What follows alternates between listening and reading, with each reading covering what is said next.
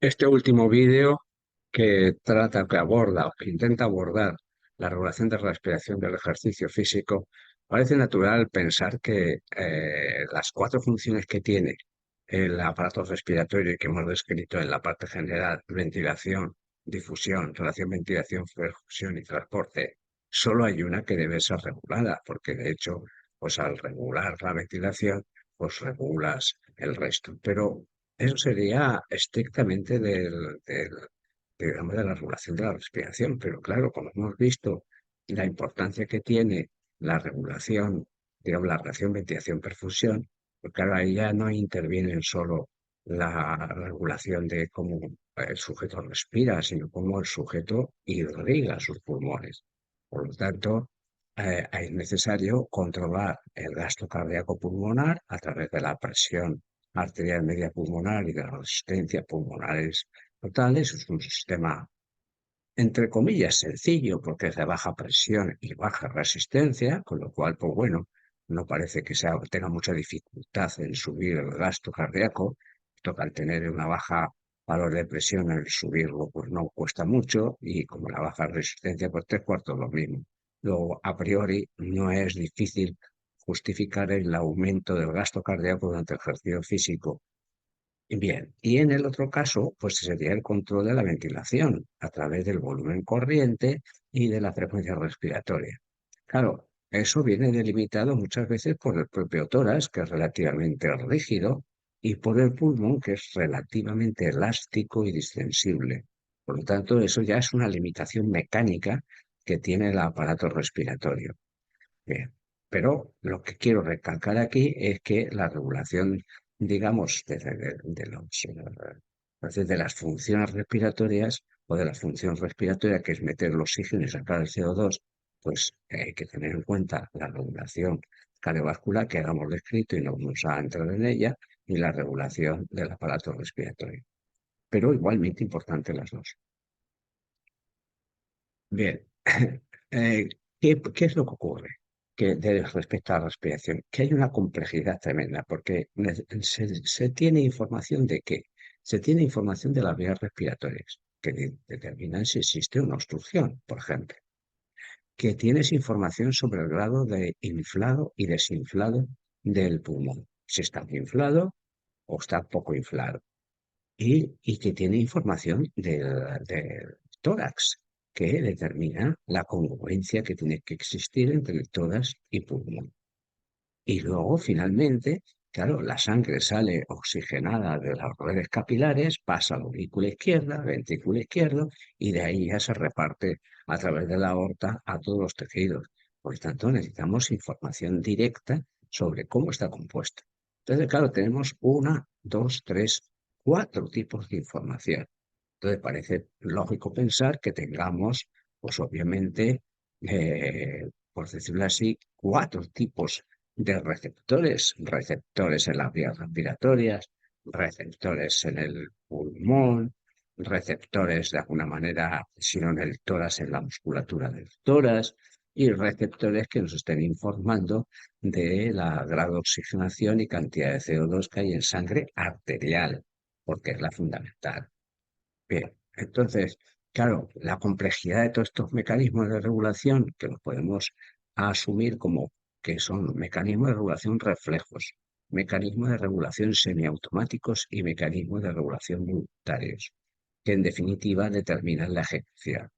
Entonces, aquí en este diagrama, pues he representado lógicamente al territorio encargado y demostrado desde hace mucho tiempo de quién controla la respiración, que es el bulbo raquídeo, que está, digamos, que funciona a través de la información por mecanismos reflejos. Vamos a centrar un poco más, ¿no? Porque si no serían muchas informaciones de aquí. Aquí hemos dado en total cinco, ¿no? A dos, tres o cuatro, si se quiere. Aquí yo lo he reducido a que la información, digamos, principal procede del grado de inflado, desinflado pulmonar y la información que procede de la composición de los gases de sangre arterial. Esa información llega a los centros de control respiratorio, que tienen que estar coordinados, de ahí la flecha, con los centros de control cardiovascular. de tal manera que estos centros determinan qué ritmo y profundidad de la respiración se debe dar en cada momento. Por tanto, en los movimientos semiautomáticos. Bien, y aquí determina la frecuencia y el grado de fuerza que el corazón ejerce. Pero claro, aquí hay una diferencia respecto a cualquier otro mecanismo de regulación, en concreto el cardiovascular, que son los centros superiores. Los centros superiores pueden alterar a los centros de control, pueden modificar la acción de los centros y entonces ya teníamos los mecanismos voluntarios. Por tanto, mecanismos voluntarios, mecanismos semiautomáticos y mecanismos reflejos. Es decir, que tres mecanismos por los cuales funciona el aparato respiratorio durante el ejercicio físico. Es decir, tiene que la complejidad es enorme para averiguar qué es lo que sucede en este centro, ¿eh? Porque esto es muy importante, porque hay mucha gente que adopta modelos de respiración que obviamente no puede adoptar en cualquier otro territorio o regulación, en concreto el cardiovascular, que son los dos que más diametralmente opuestos están en este sentido. Uno, el aparato respiratorio, puedes tener control sobre él, mientras que por el aparato cardiovascular no puedes tener ningún control. Dices, sí, es verdad, se puede tener control. Sí, podrías tener control, pero a través de la respiración siempre. A través de esta flecha que va de acá para acá. ¿Vale? Entonces sí. Porque hay gente que hace maniobras y ejercicios respiratorios y tal, y reduce la frecuencia cardíaca, bla, bla, bla, bla, bla. Sí, sí, sí, eso es verdad. Pero realmente es que controla todo en la respiración. Entonces es a través de esta vía. No hay una vía para acá, que es lo que quiero recalcar. Bien, entonces vamos a ver, dado que es la ventilación la función principal, vamos a ver pues, qué es lo que sucede en realidad. Aquí tenemos una gráfica en la cual tenemos ventilación e intensidad. Y lo divido en tres zonas. La primera zona que va desde los, eh, la respiración normal, la ventilación normal, 7 litros, hasta 21. Es decir, se multiplica pues casi por 4 veces, no tanto, ¿no? Luego, la zona 2 que va desde 21 a 85, es decir, que el incremento es de 4 veces también. Y luego el incremento desde la zona 3 que va desde el 85 al 150. Pues vamos a ir discutiendo cada una de las zonas. Bien, en el primero aumenta abrupta la ventilación, digamos, con una variación de la intensidad muy pequeña, en este caso del 25%. Es que al 25% se incrementa una barbaridad. Luego en la zona 2 el aumento es proporcional.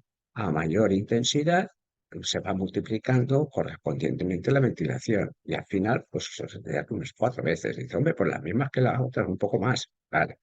Y luego un aumento desproporcionado respecto a la intensidad. En vez de seguir este camino, que sería lo lógico, y describimos así en el primer vídeo, que era una línea recta en todo su trayecto, todo su rango de intensidad, pero que no es así. Bien, entonces, en la zona 1 que está remarcada aquí en rojo, claro, ¿cuál es la razón? Pues prácticamente no hay tiempo para que los mecanismos, los receptores, vías respiratorias, inflado, desinflado, y que ustedes puedan desencadenar tal estímulo. Con lo cual, cabe pensar, o los estudiosos dicen que es una orden desde los centros superiores a los centros de regulación, pero en este caso también los centros cardiovasculares.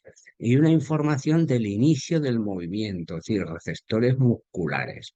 Por lo tanto, esos serían los dos causantes que determinan el que se produzca esa barbaridad de ventilación, que no deja de ser una barbaridad para lo que el sujeto está haciendo, que te está prácticamente moviendo como si estuvieras caminando un poco más rápido. Bien, en la, en la zona 2 ¿qué es lo que ocurre? Pues que aumenta el aumento 4 veces.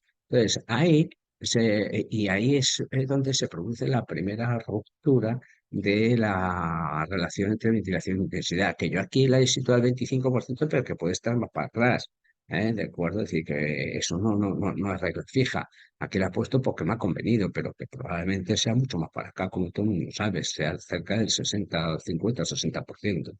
Pero el hecho es que hay una ruptura en la cual en vez de continuar como debería continuar, pues sin embargo empieza a incrementarse la pendiente.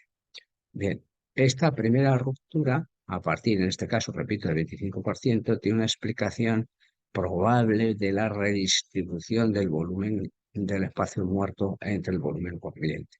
Entonces, ¿cómo se debería? Pues hay información creciente de los receptores que informan del inflado, desinflado de los pulmones y de la información de los quimiorreceptores, que puede estar oscilando ligeramente las presiones parciales de los gases, información del inicio del movimiento, de los receptores musculares, no del inicio, sino de la continuación, porque el ejercicio sí, y de la continuación cada vez progresiva.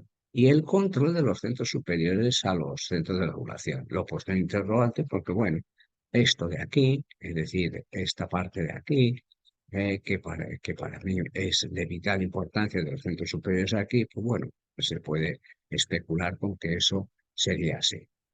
Bien, en la zona 3, ¿qué ocurre en la zona 3? Que en la zona 3 pasamos de 85 a 150, es decir, 2 veces, más o menos, menos de 2 veces. Entonces, eso sería, en este caso, al 75% de la intensidad, en vez de continuar, como habíamos dicho, con la zona 2, pues se dispara la ventilación. Entonces, ¿cómo se podría justificar? Porque los receptores de inflado y desinflado de los pulmones pues tienen una limitación de información. Y entonces, al estar inflado, digamos, en grado máximo, el organismo no tiene más remedio, los centros de función, que meterle frecuencia a la inspiración y expiración, puesto que ya está limitado porque el grado de inflado, ya lo hemos dicho, por la limitación que tiene la propia estructura del pulmón y del tórax. Información de los quimiorreceptores, pues es posible, es posible. Y luego, limitación de la información del movimiento de los receptores. Claro, al ir más deprisa, y al correr a mayor velocidad, pues también sería un factor. Y como siempre, control de los centros superiores en interrogantes. Bien. A mí siempre me gusta porque sé que esto es una cosa muy, muy difícil de entender y máxima la opción de la respiración, pues hacer algunas posibles prácticas y todas las posibles aplicaciones prácticas. Y esta es la primera de la zona 1.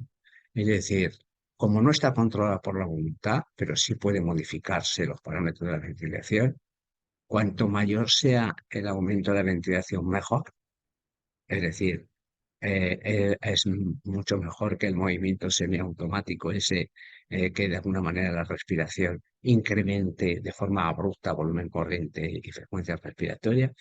Obviamente, una aplicación práctica en el decir, bueno, pues aplicación práctica relativa, porque es un poco filosófica en el sentido de comprender qué es lo que sucede.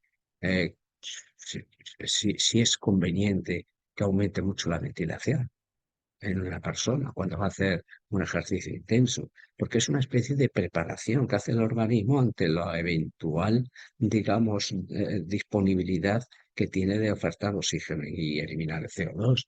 Por lo tanto, pues cabe la posibilidad de decir que sí sería conveniente tener un mayor grado de ventilación, pero eso obviamente hay que demostrar. En la zona 2, claro, en la zona 2 mm, es controlable por la voluntad. De hecho, hay mucha gente que hace respiraciones, pues un modo de respirar diferente y entonces que puede controlar el volumen corriente y la frecuencia respiratoria, por lo menos durante los primeros instantes. Luego ya es más difícil. Y es la zona donde se modifica con el entrenamiento. ¿Vale? Entonces, ponía la diapositiva número 10 de ventilación y ejercicio, es decir, es donde aquí, esta zona de aquí, la zona 2 puede verse modificada y ser más tumbada para la misma intensidad relativa. Por lo tanto, eso sería, digamos, un poco la explicación.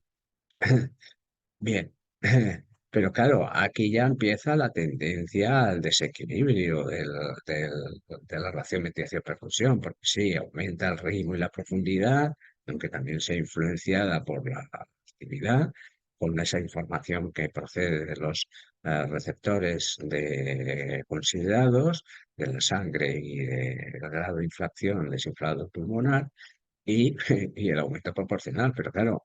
aumenta mucho más la ventilación de volumen corriente y la frecuencia respiratoria que aumenta la frecuencia cardíaca, con lo cual hay una tendencia al desequilibrio de la relación ventilación-perfusión, lo cual obviamente cuando dices desequilibrio tienes que dar a entender que ya la cosa no parece procedente, vamos. Y en la zona 3, esa sí que no es controlable por la voluntad. Ya puedes hacer lo que quieras, que no se pueden adoptar formas de respirar contrarias a las que ordenan los centros vulvares, que es el aumento exagerado de la frecuencia respiratoria. Ya puedes entrenar lo que te dé la gana, que eso no hay manera de modificarlo, o por lo menos eso creo yo. Entonces, claro, aquí el incremento de la frecuencia respiratoria es bestial en relación al incremento de la frecuencia cardíaca, con lo cual solo con esos dos parámetros ya el desequilibrio es seguro de la relación ventilación-perfusión. Bien, pues con esto hemos terminado la regulación de la respiración y como dije en el libro, en la presentación inicial en julio, pues ya he terminado toda la fisiología general, digamos, pues aplicada al ejercicio físico. Y entonces, pues lo que voy a hacer a partir de ahora es poner una serie de problemas, a ver si se pueden ser lo más prácticos posibles para que el lector o el seguidor pues le saque el jugo a todo esto.